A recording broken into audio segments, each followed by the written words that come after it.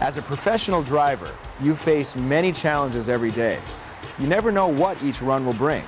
A load that's not ready, bad weather, a detour, inconsiderate motorists.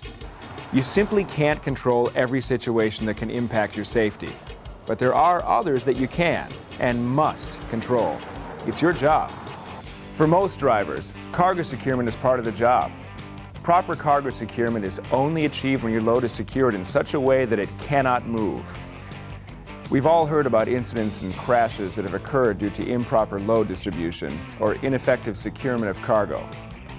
Regulations regarding cargo securement are set forth by the Federal Motor Carrier Safety Administration, the FMCSA. This video reviews the basic requirements and simple good practice for cargo securement, focusing specifically on dry vans and enclosed trailers. Make sure you check with your safety director for more detailed information on these regulations, as well as your company's policies on load securement. The regs state that a driver must not operate a commercial vehicle and that the motor carrier must not allow a driver to transport a load that is not sufficiently secured. Proper cargo securement is not only vital, it's also the law. For your own safety as a driver, for the safety of the motoring public, and for the safety of your load.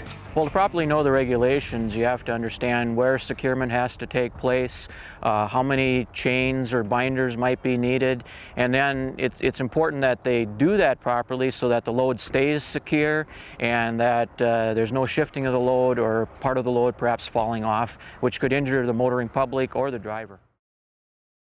As the driver of a vehicle that is hauling a dry van or closed trailer, you may or may not be responsible for the loading of your cargo.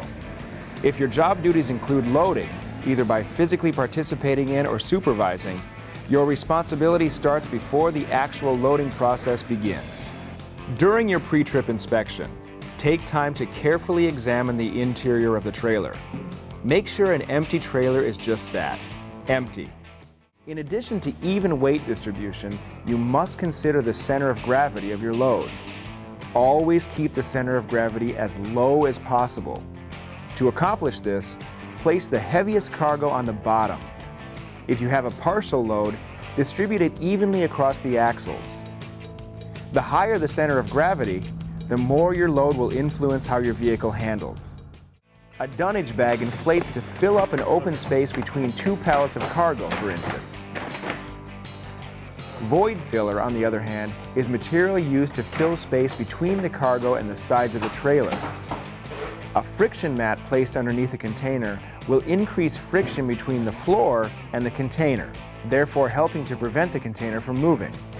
Other forms of securement must virtually always be used in conjunction with friction mats. There are minimum strength requirements regarding load securement. Two terms you need to understand are working load limit and aggregate working load limit. The working load limit is the maximum amount of load or weight that can be applied to a securement device.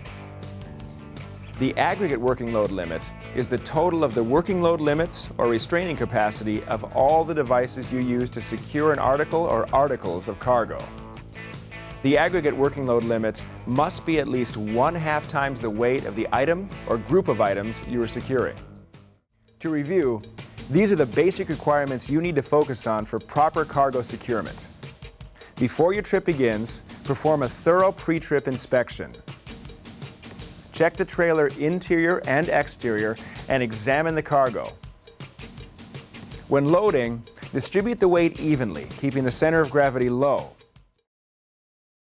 If your cargo is shifting around inside your truck, especially when you need to make an emergency maneuver, it may be the difference between you keeping control of that truck and you not going home. In this video, we've only covered the minimum requirements for proper cargo securement. You need to gauge whether or not the minimum is enough for your load. You may encounter a situation that truly tests the way you've chosen to secure your cargo, so play it safe. Consider taking the extra time to do more than just the minimum requirements. When you properly secure your cargo, you aren't just following the regs. You're taking the necessary steps to assure that your load arrives safely, that your load isn't a hazard to the vehicles you share the road with, and your own personal safety isn't at risk.